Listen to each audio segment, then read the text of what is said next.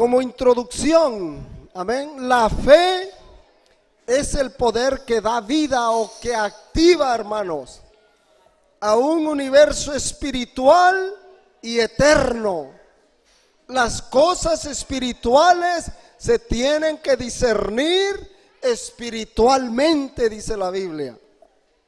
Y eso es por fe, hermanos, no por vista.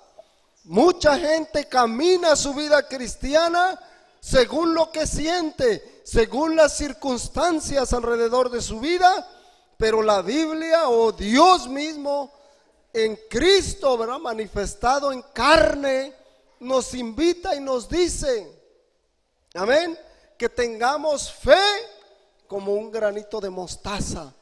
Y vamos a ver qué tipo de fe es esa. Porque, hermano, nosotros a veces pensamos, ¿verdad? Yo no sé si le pase a usted, pero me pasa a mí, que yo tengo fe, mucha fe. A lo mejor hasta siento que más que la de un granito de mostaza. Amén. Como que se me hace poco tener fe como un granito de mostaza. ¿Cuántos conocen la semilla de la mostaza? La venden aquí en las tiendas, ¿verdad? Usted va y la compra, la botellita, y vienen ahí miles de semillitas de mostaza. Son aproximadamente del tamaño de la cabecita de un alfiler, ¿verdad? Insignificante. Y Cristo dice, bueno, pues yo quiero que tú y yo, mi persona, tengamos fe como un granito de mostaza. Y uno diría, ¿verdad?, al ver ese tamaño, diría, pero eso no es nada. Pero déjeme decirle que Cristo por eso les dio la parábola a sus discípulos de cómo es el reino de los cielos. Dice, es semejante a un granito de mostaza que un hombre, agricultor obviamente, amén, tomó, dice, y lo plantó. Cuando usted lo ve es insignificante. ¿Qué puedo yo obtener de esto? Nada. Y cuando nosotros llegamos a la iglesia, muchas de las veces nos sucede eso. ¿Qué puedo yo aprender de la Biblia? Nada. ¿Qué te pueden enseñar en la iglesia? Nada. Y parecen cosas insignificantes. Hasta mucha gente cree, llega a pensar, hermanos, que es venir a perder el tiempo. Pero déjeme decirle que no, porque una vez que usted viene aquí, Dios ya te está viendo, conoce tu necesidad, conoce mi necesidad, empieza a tratar con tu corazón, empieza a preparar la tierra para que la palabra de Dios, como un granito de mostaza, se empiece a sembrar en tu corazón. Y Cristo dice, ¿verdad?, que este hombre pone ese granito de mostaza en el suelo, en la tierra, lo siembra. Pero después nace la hortaliza y es la mayor de todas. En la semilla es la menor de todas, pero cuando nace se convierte hasta del tamaño de un árbol. Yo nunca he visto el árbol de mostaza. ¿Usted lo ha visto? Pero Google sí nos da fotografías, hermanos. Fui a Google y digo, yo quiero ver cómo es un árbol de mostaza. Hermano, y usted queda maravillado de ver que cómo es posible que de algo tan pequeño, tan insignificante, pueda salir semejante árbol, hermanos, grande. Ahí el Señor, verá, está tratando con gente humilde, gente de campo. Aquí estamos en Nueva York, quizás algunos ni conocen qué es el campo, pero muchos de nosotros que venimos de nuestros países sabemos qué es el campo. Amén. Y usted ve y dice, ¿cómo es posible? Pues sí, hermano, lo que para nosotros parece difícil, parece imposible, con Dios todo es posible, si tan solo puedes creer. Así es que no tire a la basura el consejo de Dios, atesóralo en tu corazón, guárdalo, y Dios va a hacer maravillas contigo. Dice que este árbol nace Y aún las aves del cielo vienen y hacen nido ahí. ¿Qué quiere decir con las aves del cielo? Pues está hablando del reino de los cielos, amén. Y lo compara a algo terrenal, hermanos, para que el hombre, que somos terrenales, hermanos, podamos tener una idea, un concepto de cómo es que esto del reino de los cielos opera. Amén. Ya que la semilla, que la palabra de Dios se ha sembrado en tu corazón y empieza a germinar, empieza a transformar tu vida, empieza a nacer y empieza a crecer hasta el punto, ¿verdad?, que las aves de los cielos buscan refugio ahí. Y usted y yo vamos a crecer, hermanos, hasta el punto que las cosas espirituales van a anidarse en nuestro corazón. Nosotros podemos ser de sombra a alguien que no tiene sombra, de esperanza a alguien que no tiene esperanza, de luz a alguien que está en las tinieblas. A eso se refiere el reino de los cielos. Oh, pero es insignificante. Espérate, porque lo que para ti parece insignificante, todo es posible con Dios si tú puedes creer. Amén.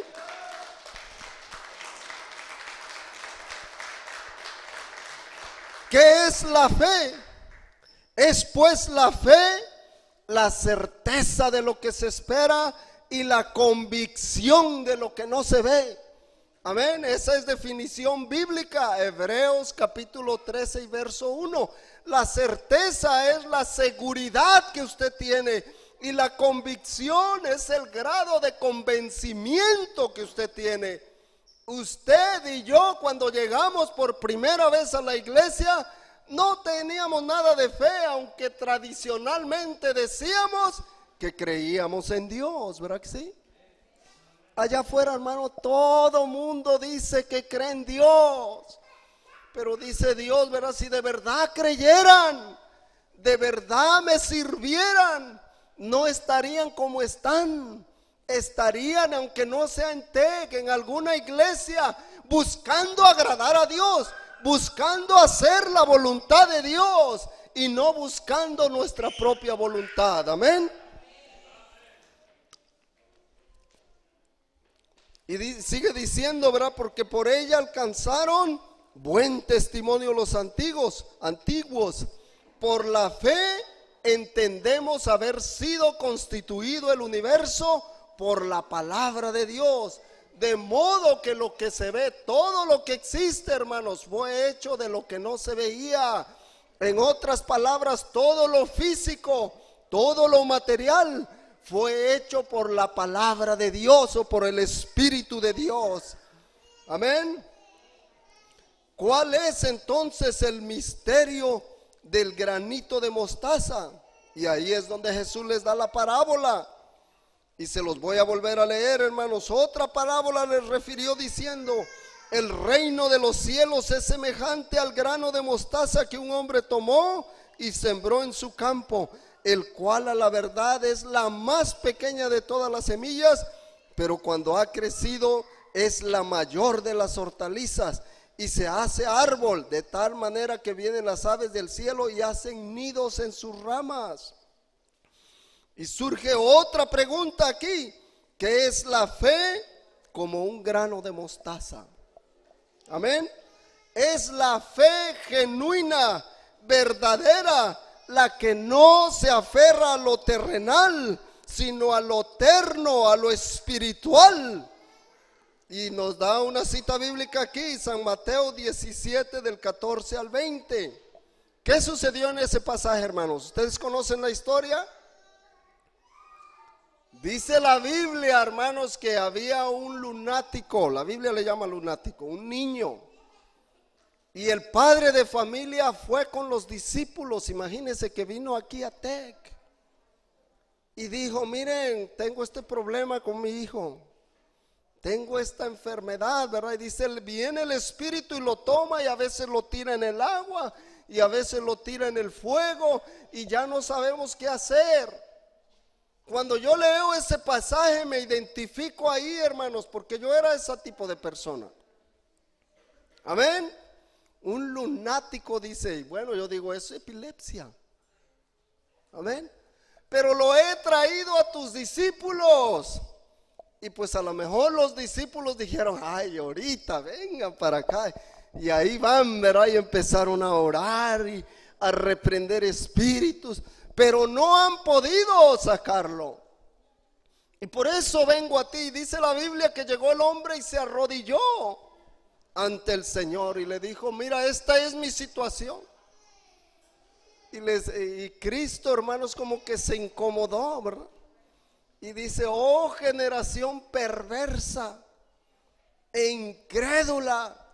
¿Cuántos éramos así, hermanos? Incrédulos, no creíamos que Dios pudiera hacer algo por nosotros, que Dios pudiera transformar nuestras vidas. No creíamos. Pero empezamos a escuchar la palabra de Dios, ¿verdad? Buscamos, nos acercamos y Dios empezó a obrar. Porque Dios es maravilloso, pero es necesario que el hombre se acerque, que le pida, que aprenda a depender de Él. Nosotros solos no podemos, hermanos. Necesitamos ese poder divino que viene de Jesucristo. Amén.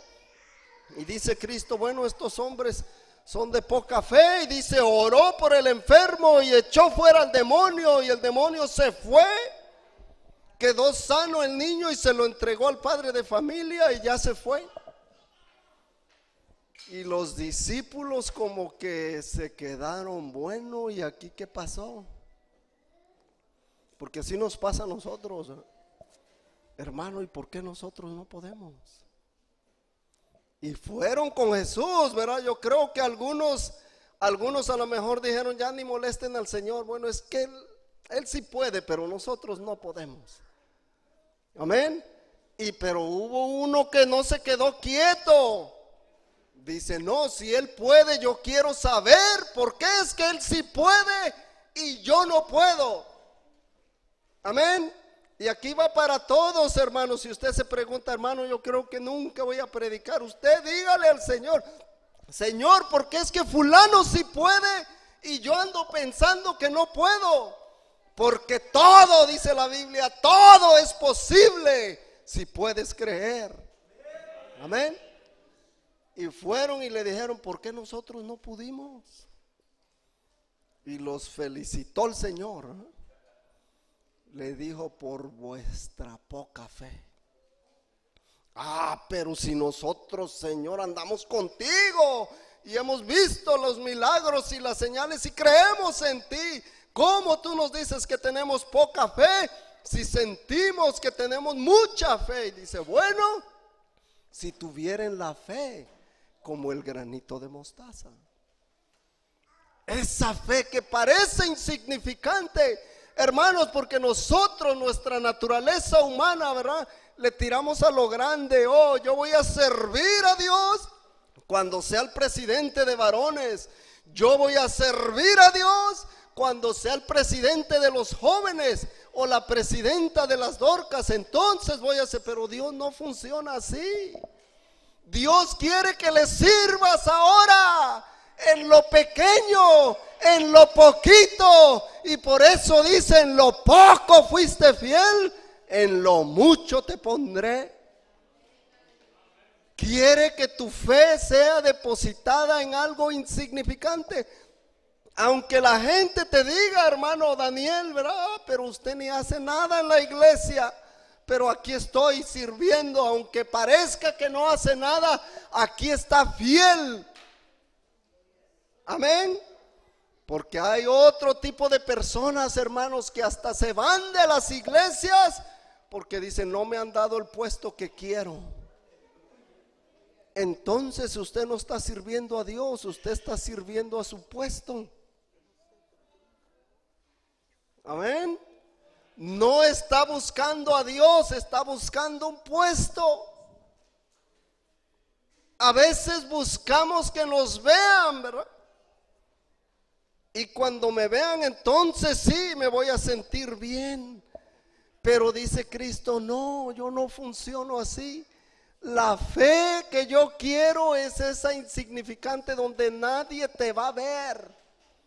donde nadie a lo mejor te va a valorar, pero ahí es donde yo me voy a glorificar. Amén. Porque Él atiende al humilde y mira de lejos al altivo. Gloria al Señor. Así es que, hermanos, sirvamos a Dios en todo momento, en las condiciones que Él nos tenga, porque este caminar con Cristo es por fe, no por vista.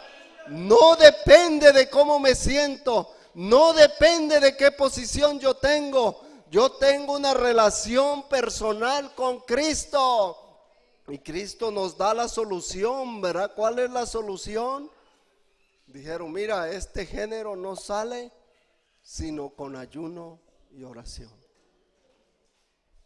Pero ¿cuántos queremos orar, hermanos? Hasta el domingo pasado, ¿verdad? Les mandé el texto a todos y digo, hermano, no vamos a tener servicio de oración. Y algunos como que se fueron en el rapto de la iglesia, no los encontrábamos, hermanos, amén. Digo, wow, demasiado espirituales. Ahí, hermanos, en lo pequeño, donde nadie nos ve, porque ahí ni nos vemos, ¿verdad? Es por teléfono. Pero ahí Dios te está viendo. Dice, este está sembrando su granito de mostaza. Este está haciendo lo que debe hacer. No tiene que esperar a venir al culto aquí. De todos modos, su relación conmigo sigue. Amén. Porque muchas veces vamos a estar solos, hermanos, donde no está la esposa o el esposo, donde no está el hermano o la hermana, donde no está el pastor o el ministro, y Dios quiere que ahí usted siga sirviéndole igual o mejor. ¿Cuántos se han sentido mejor ahí en la intimidad con el Señor? Cuando no hay nadie, hermanos. Y ahí créame, hermanos, que en esos momentos íntimos usted ni se anda ni esforzando para que le salgan las lágrimas. Es automático, porque usted entra en la presencia de Dios. Usted empieza a sentir el Espíritu de Dios que lo rodea, que empieza a tomar control de su vida, y usted empieza a llorar sin querer. Los hombres de Dios, hermanos, que registra la Biblia en el libro de los Hebreos, ahí usted va a ver a Daniel, a Samuel, a Moisés, a Abraham, a todos los hombres de la fe, y decimos, ay, yo quisiera ser como Daniel. ¿Está seguro que usted estaría dispuesto a que lo sentenciaran a muerte por medio de devoramiento de leones? Yo digo que yo no quisiera ser como Daniel, hermano. Yo quisiera ser como yo soy. Que Dios tenga misericordia de mí, amén. Gloria al Señor. No quiero andarle picando las costillas al diablo, dijo un hermano. No le pique al diablo, hermanos. Sírvale a Dios, amén. Y deje al diablo a un lado, que el Señor se encargue de él, amén. Que el Señor lo reprenda. Gloria al Señor. Daniel, hermanos, fue un hombre de fe. Y él iba y oraba a Dios, ¿verdad? Y la envidia, hermanos, ¿cuántos les han tenido envidia a usted? Uy, más cuando saben que es cristiano. Mira, ya dice que es aleluya y que va a la iglesia. Ahorita va a ver. Prepárese, hermanos, porque el diablo te está viendo. El diablo está atento a lo que haces. Pero hay un Dios que también está atento a lo que haces. Daniel dice que oraba 3 veces al día. Y los envidiosos, ¿verdad? Porque Daniel, el rey, determinó poner 120 sátrapas y 3 gobernadores, y uno de ellos era Daniel. Pero Daniel superaba a los 3 en sabiduría. Era mucho más sabio. ¿Por qué? Porque Dios estaba con él. Y dice que el rey, pensando, dice, bueno sería poner a Daniel como jefe de todo. No hubiera dicho eso, hermano. Porque la envidia se empezó a multiplicar, amén, aleluya. Y dijeron, no, tenemos que encargarnos de Daniel, hacer algo en contra de él. Y le buscaron, hermanos, y no había falla, no había manera. Y dijeron, solo una manera, es que él es demasiado fiel a su Dios. ¿Cuánto le han dicho a usted que es extremado y exagerado? Amén. Y dicen, bueno, a este solamente con algo que tenga que ver con su Dios. Él ora, vamos a decirle al rey que haga un decreto, que todo aquel que ore a un Dios que no sea el rey, que lo arrojen a los leones. Y a Daniel le dijeron, hermanos, mira, este es el decreto. Y cuando Daniel supo, pues le dio igual. Dice, porque yo no vivo mi vida dependiendo de las circunstancias. Mi vida es por fe. Y él fue y abrió su ventana y se puso a orar. Y llegaron los envidiosos, los acusadores, ya que el rey había firmado el decreto, y lo agarraron. ¿Y sabe qué es lo que dice la Biblia? A mí me llamó la atención eso, que hallaron a Daniel orando. Y yo no sé cómo, si estas gentes vieron algo ahí o sintieron algo, pero la Biblia registra esto, que hallaron a Daniel en la presencia de su Dios. Aleluya. Y yo digo, gloria a Dios. Ahí está la clave, hermanos, que usted pueda sentir la presencia de su Dios, que usted y yo podamos sentir la presencia de nuestro Dios y Salvador Jesucristo. Y fueron rapidito, mira, allá está uno que ora sin tu permiso. Ha ignorado tu decreto, tráiganmelo, dijo el rey. ¿Cómo es posible que alguien se atreva a desafiar un decreto del rey de Persia y de Media? Y trajeron a Daniel. Amén. Y cuando el rey se dio cuenta, es Daniel, pero si Daniel es mi amigo, yo no puedo mandarlo a los leones, pero tampoco puedo abrogar la ley que he firmado. Y dice que lo rodearon los enemigos y le dijeron, sepa, rey, que una vez que se ha firmado el decreto, nada ni nadie lo puede abrogar. ¿Y ahora qué hago? Y dice la Biblia que el rey trabajó hasta que se hizo noche, tratando de salvar a Daniel, pero no se pudo. Y Daniel estaba bien preocupado, ¿verdad que sí? Daniel, yo creo que ese día fue al gimnasio, hermano, se relajó, se bañó y dijeron, bueno, llegó la hora de llevarlo a los leones. Se puso su traje como que iba a la iglesia, hermano. ¿Por qué? ¿Por qué un hombre o una mujer puede ser también, es capaz de comportarse de esa manera? Que no importa las circunstancias que están a su alrededor. ¿Por qué? La única explicación es porque sabe, porque está seguro de que la presencia de su Dios está con él o con ella. Y Daniel va y agarran a Daniel, ¿verdad? Y dicen, bueno, ahí está el foso de los leones. Lo arrojan, hermanos, a Daniel. Y Daniel entra al foso de los leones y tapan con una piedra. Y el rey le dice a Daniel, todavía ya como despedida, Daniel, que el Dios a quien tú continuamente sirves, que Él te salve y que tenga misericordia de ti.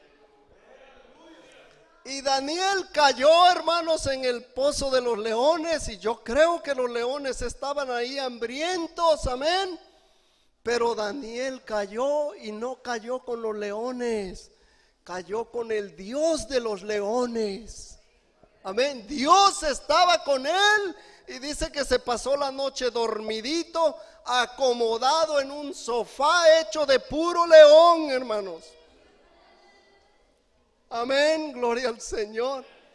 Y pasó la noche y el rey por allá consumiéndose. Ay, pobrecito de Daniel, ahorita le están sacando los tuétanos esos leones. Están haciendo una sopa bien calientita con Daniel. Y se llega el otro día, hermano, se levanta el rey y corre al pozo. Daniel, el Dios al que tú continuamente sirves, ha sido capaz de librarte de esta prueba. Y Daniel sale: ¿cuál prueba? ¿Están seguros que metieron leones aquí? Porque yo no veo ninguno. Lo único que yo siento es la presencia de mi Dios. Amén. Y es lo único que usted y yo debemos de sentir, hermanos. Es lo único que a nosotros nos debe de importar, la presencia de nuestro Dios. Y sí, Daniel, ahí deben de estar los leones, pues no veo ningún león. Y lo sacan a Daniel, hermanos, y sí, efectivamente ahí estaban los leones. Pero no pudieron hacer nada contra Daniel, porque el Dios de Daniel estaba con él. Y el rey verá incómodo, dice: ¿cómo es posible que esta gente malvada me haya hecho hacerle esto a Daniel? Pues ahora voy a probar con ellos, a ver si ellos también los libra su Dios. Y los echaron, hermanos, y dice que todavía ni llegaban al fondo del pozo, y ahí sí ya les estaban sacando los tuétanos. Amén, aleluya. Pero Daniel, hermanos, esa certeza, esa convicción, esa fe de que Dios estaba con él. Así debemos de vivir nosotros nuestra vida, por fe. Otro ejemplo de fe, hermanos, y ya me voy a callar, amén.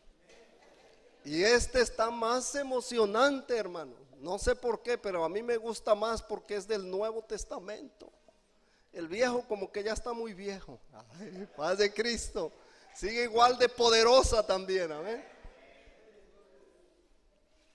Se trata de Esteban. Fíjense, hermanos, a Esteban lo llaman y dicen: bueno, este varón como que tiene los requisitos, ¿verdad?, para ser diácono. Varón, dice, que sea de buen testimonio, lleno del Espíritu Santo y de sabiduría. Y lo convocaron, ¿verdad? Lo nombraron diácono, y era para limpiar mesas, para recoger los manteles, para doblar las mesas de Home Depot. ¿Amén? Y era fiel, lleno del Espíritu Santo, y hacía su trabajo. Pero de pronto viene el Espíritu de Dios a la vida de Esteban y se encuentra predicándole a un grupo de judíos. Amén. Y los judíos, hermanos, se unieron varios grupos de judíos y dice que querían debatir con Esteban, pero ¿sabe qué pasaba? No podían resistir al espíritu que estaba en Esteban. No era Esteban, era el espíritu que estaba en Esteban. Cuando usted, hermano, cuando yo dependo de Dios, dejo que su Espíritu Santo tome el control, nada ni nadie va a poder resistir al Espíritu que está en nosotros. Porque si Dios con nosotros, ¿quién contra nosotros? Esteban, ¿verdad?, predicaba con poder y no le podían resistir, amén. Y lo agarraron y lo llevaron, lo acusaron falsamente y lo llevaron al Sanedrín.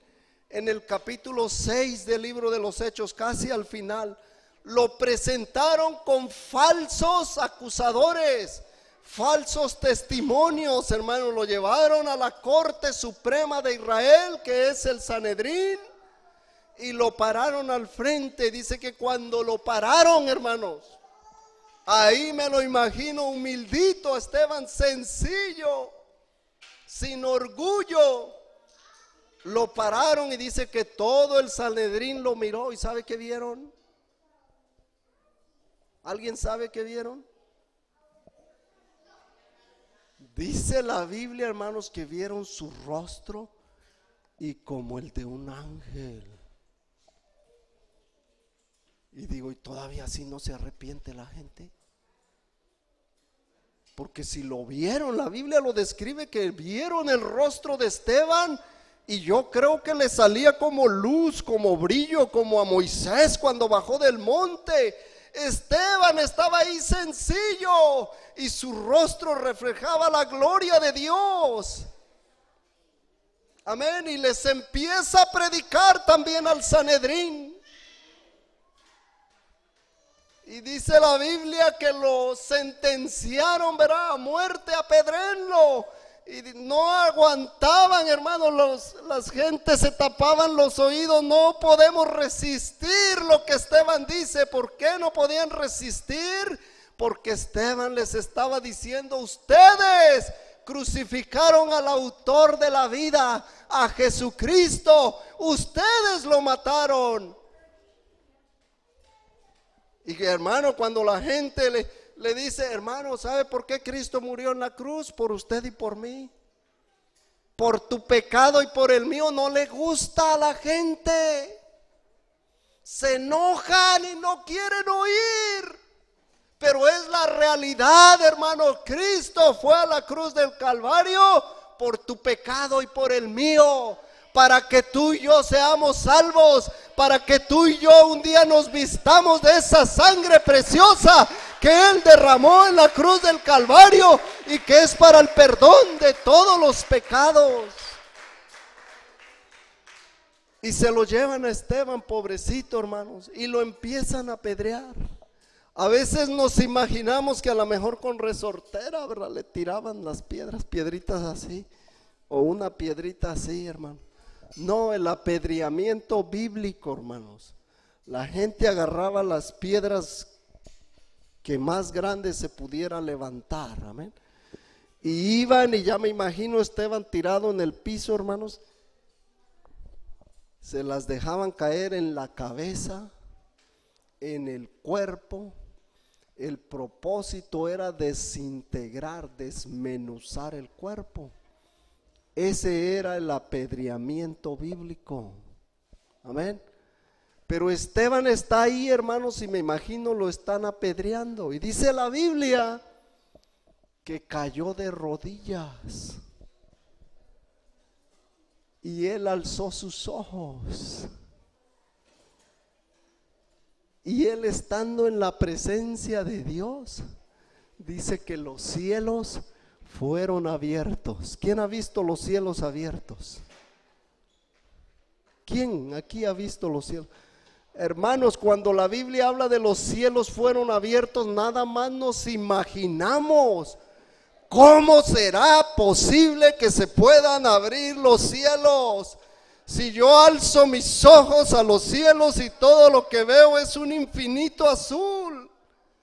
Pero dice la Biblia que Esteban vio que los cielos se abrieron. Aleluya. Y Esteban ahí vio a uno que estaba ahí en el cielo. Aleluya. Gloria al Señor.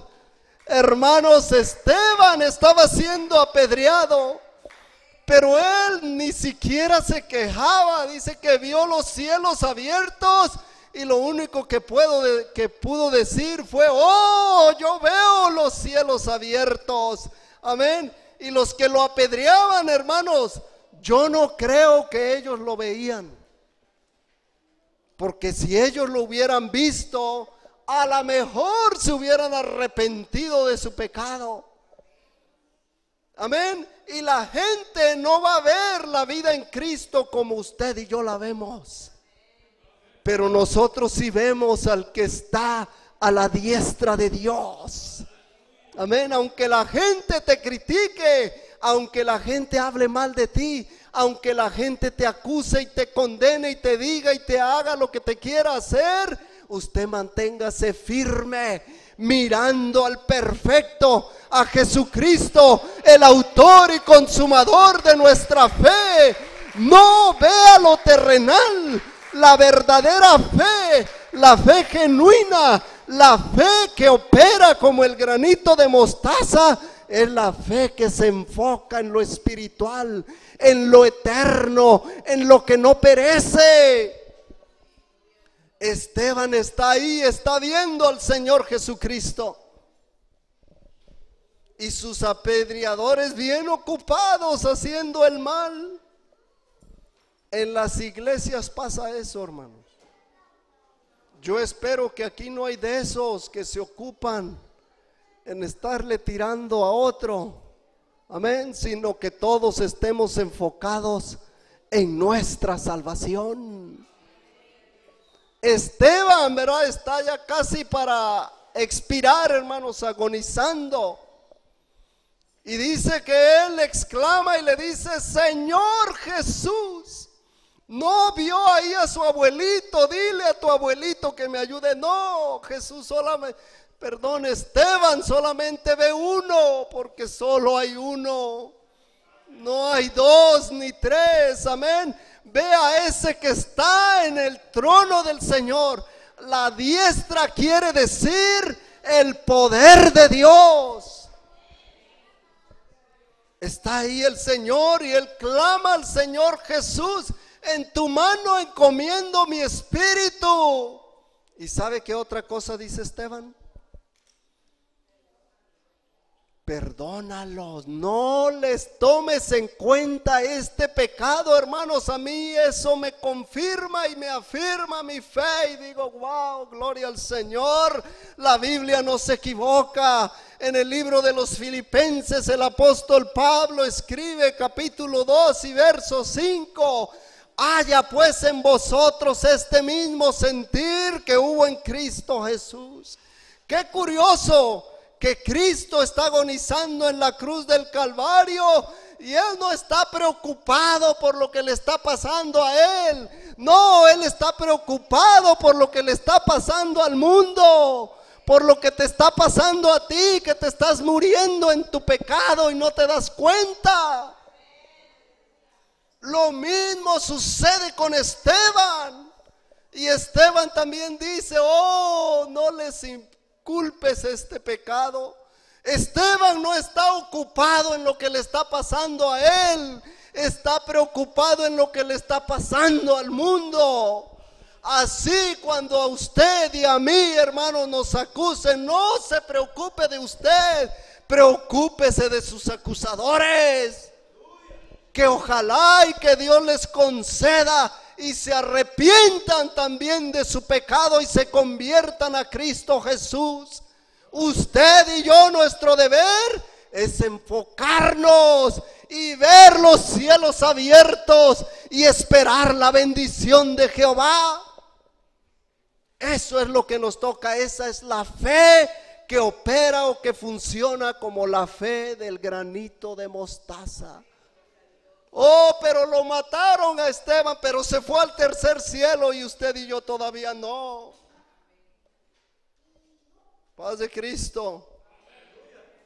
Amén, porque a veces nos preocupamos por el que se murió. Bueno, si se murió en Cristo, gloria a Dios.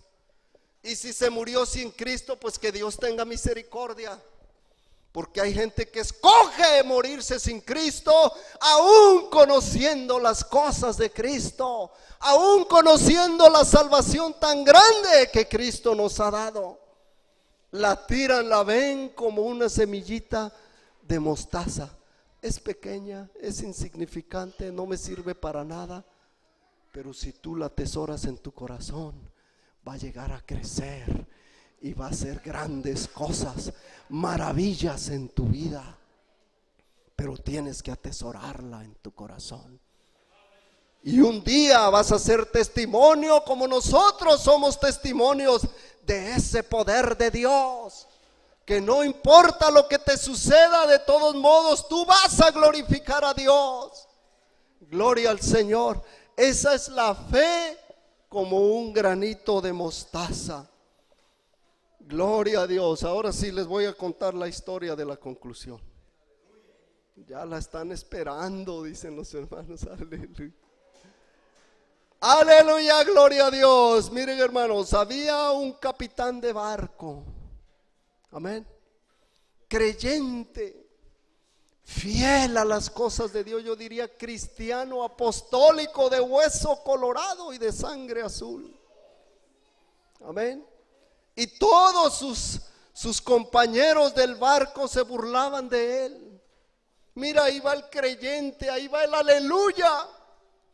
El gloria a Dios, el que saluda con la paz de Cristo, ahí va. ¿No le ha pasado a usted que lo vean raro? Y ahí va así, aquí voy. Y de pronto, ¿verdad? En el barco, un viaje que iban haciendo, se viene una tormenta grande.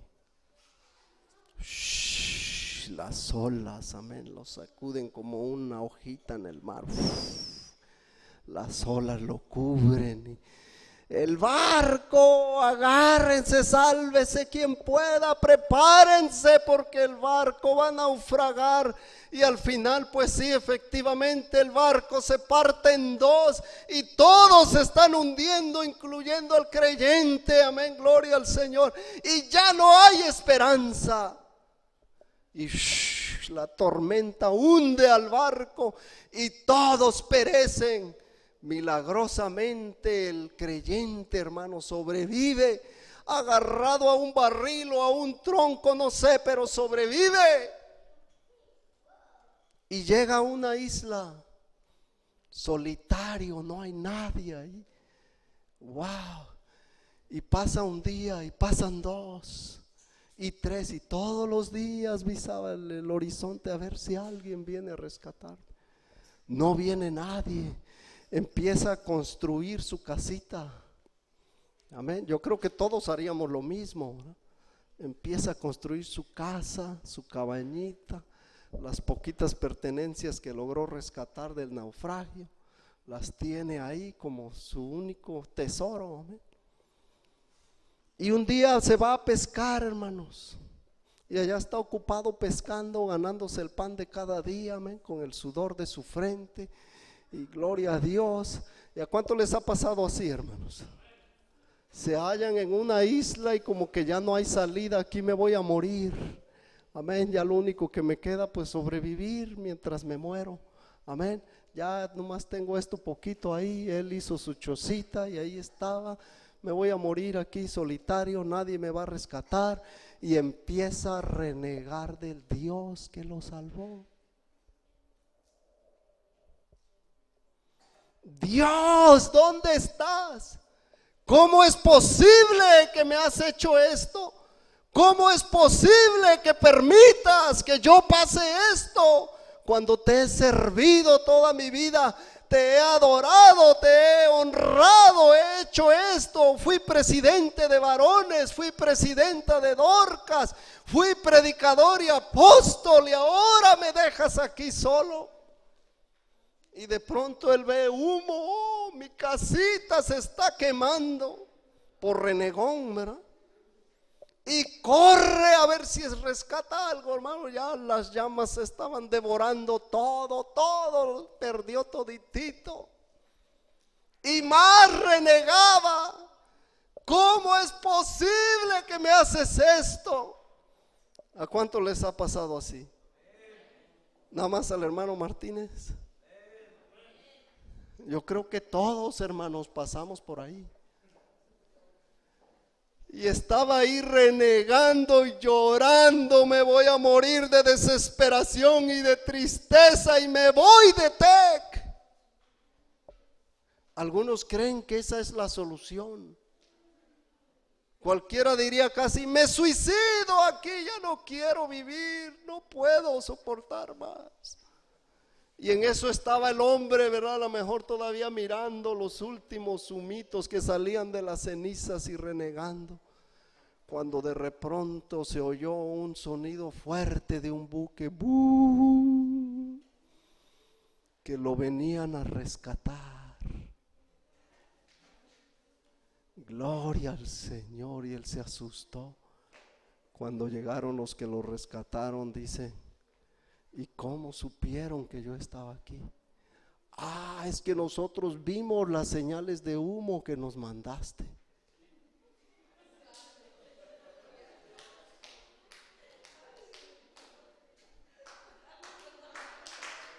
Así es Dios, hermanos. Dios espera hasta el último momento, cuando ya no tienes nada de qué aferrarte. Dice: esa es la fe que yo quiero. Así te quería agarrar, mi hijito, Porque a veces dependemos de lo que tengo en el banco, de mi casita, de mi carro, de mi trabajo, de mi esto, de mi aquello. Y son cosas terrenales que no nos permiten servir a Dios con una fe genuina, verdadera, como el granito de mostaza. Que parezca insignificante, no soy nada y no tengo nada, pero así te quiero, dice el Señor. Porque así vas a aprender a depender de mí, solamente de mí. Esa es la fe como el granito de mostaza. Así es que cuando alguien le venga y le predique sobre la fe, sobre el granito de usted ya sabe. Amén, paz de Cristo, iglesia del Dios viviente. ¿Cuántos tienen fe como el granito de mostaza? Ay, aleluya, gloria a Dios.